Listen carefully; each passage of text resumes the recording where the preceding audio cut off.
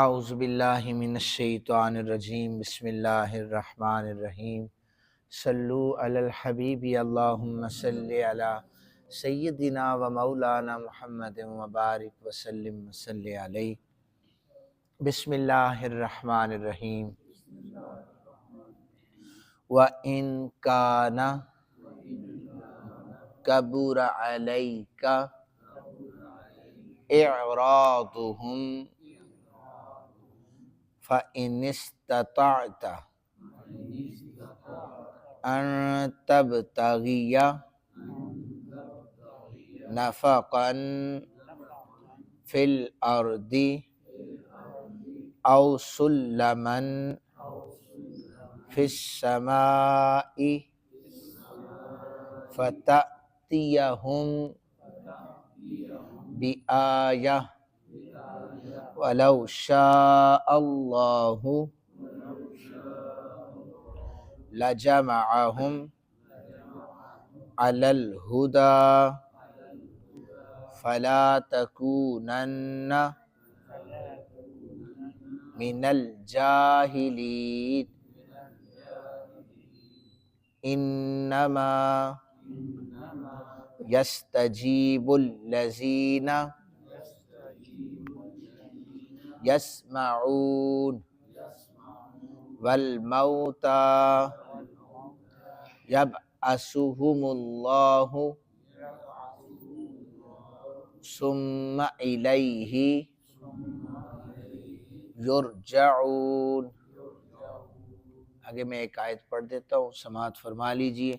وَقَالُوا لَوْلَا نُزِّلَ عَلَيْهِ آيَةٌ مِّن رَّبِّهِ قُلْ إِنَّ اللَّهَ قَادِرٌ عَلَىٰ أَن يُنَزِّلَ آيَةً وَلَٰكِنَّ أَكْثَرَهُمْ لَا يَعْلَمُونَ۔ صدق اللہ العظیم۔ ترجمہ سماعت فرمائیے۔ اللہ وحدہ لم یزل ارشاد فرماتے ہیں، اگر ان لوگوں کی بے اعتنائی آپ پر دشوار ہے تو آپ اگر زمین میں کوئی سرنگ یا آسمان میں کوئی سیڑھی تلاش کر سکتے ہیں تاکہ ان کے پاس ان کا مطلوبہ معجزہ لے آئیں تو لے آئے۔ اگر اللہ چاہتا تو ان سب کو ہدایت پر جمع کر دیتا۔ اے مخاطب، تو ہرگز نادانوں میں سے نہ ہوتا۔ دعوت اسلام کو صرف وہی لوگ قبول کرتے ہیں جو توجہ سے سنتے ہیں، اور مردہ دلوں کو اللہ اٹھا لے گا، پھر وہ اسی کی طرف لوٹائے جائیں گے۔ انہوں نے کہا کہ اس رسول پر اس کے رب کی طرف سے کوئی مطلوبہ معجزہ کیوں نہیں نازل کیا گیا؟ آپ کہیے کہ اللہ اس پر قادر ہے کہ ان کا مطلوبہ معجزہ نازل کر دے، لیکن ان کے اکثر لوگ نہیں جانتے۔ ان آیات کا ترجمہ ہے، بعض روایات کے مطابق حارث بن عامر بن نوفل یہ قریش کی ایک جماعت کے ساتھ رسول کائنات صلی اللہ علیہ وآلہ وسلم کے پاس گیا، کہنے لگا کہ ہمارے پاس اللہ کی طرف سے کوئی نشانی لائیے، جیسا کہ سابقہ انبیاء علیہ السلام نشانیاں لاتے تھے، پھر ہم آپ کی تصدیق کر لیں گے۔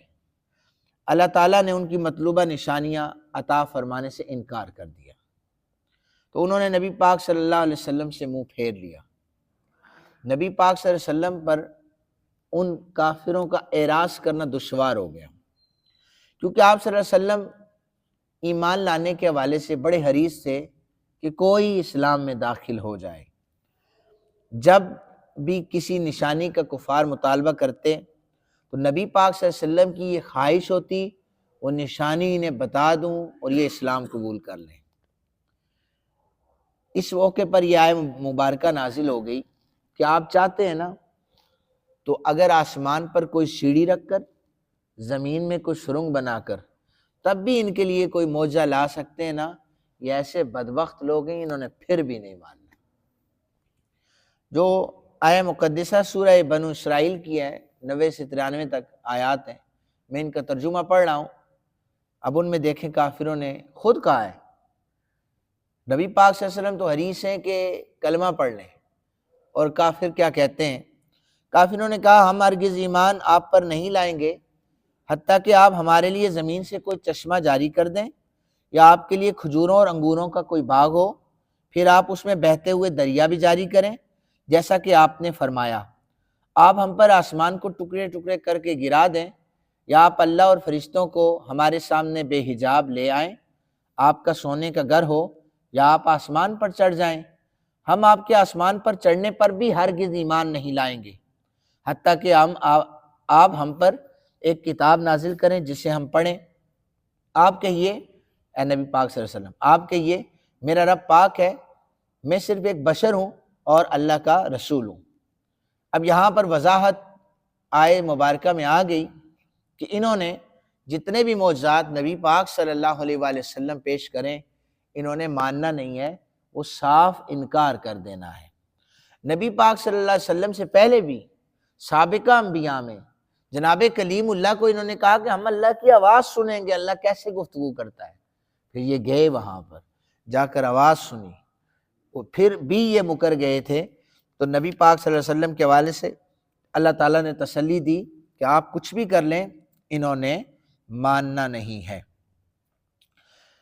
اگر اللہ تعالیٰ چاہتا تو ان سب کو ہدایت پر جمع کر دیتا۔ اللہ تعالیٰ کی حکمت یہ ہے، طریقہ یہ ہے کہ اس نے دنیا میں خیر اور شر دونوں کو پیدا فرمایا ہے۔ شر بھی اللہ نے پیدا کی ہے اور خیر بھی اللہ نے پیدا کیا، لیکن شر کی ترغیب کے لیے شیطان کو پیدا کر دیا کہ شر پھیلائے گا کون؟ شیطان پھیلائے گا، اور خیر جو ہے یہ کون پھیلائیں گے؟ انبیاء علیہم السلام پھیلائیں گے۔ اب انسان کے اندر بھی خیر اور شر کے دو محرک اللہ تعالیٰ نے پیدا فرما دیے، پھر انسان کو ایک عقل سلیم عطا کر دی۔ اب وہ خارجی اور داخلی تحریکات میں سے جس سے بھی متاثر ہوگا اسی رستے پر چلے گا۔ اگر وہ شر سے متاثر ہوا تو شر پر چلے گا، اگر وہ خیر سے متاثر ہوا تو خیر پر چلے گا۔ جب وہ خیر اور شر پر چلنے کا فیصلہ کر لیتا ہے نا، میں مثال کے طور پر کہتا ہے میں شر پر چلوں گا، اللہ تعالیٰ اس میں وہی فعل پیدا فرما دیتا ہے جو شر والے ہوتے ہیں، اس لیے کہ اللہ نے اسے ایک عقل سلیم عطا کی تھی۔ اس کے بعد اختیار اللہ نے دیا تھا، اس نے چناؤ کس کا کیا؟ شر کا کیا۔ اللہ نے شر والے عناصر کو اس میں رکھ دیا۔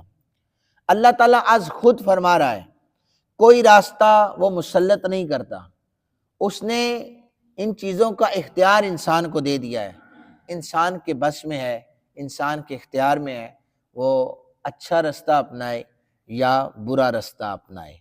فرمایا اللہ تعالیٰ نے انہوں نے کہا کہ آپ اللہ تعالیٰ کی طرف سے کوئی مطلوبہ معجزہ کیوں نہیں لاتے، حالانکہ دیکھیں بے شمار ایسے معجزات تھے نا، نبی پاک صلی اللہ علیہ وسلم نے انہی کے مطالبے پر چاند کو دو ٹکڑے کر دیا، اور انہی کے مطالبے پر کنکریوں نے کلمہ پڑھا، لہٰذا اللہ تعالیٰ نے فرمایا کہ ان کے مطالبے کے موافق نشانیاں نازل کرنے سے بھی کوئی فائدہ نہیں ہوا، لہٰذا اب بھی یہ ایمان نہیں لے کر آئیں گے۔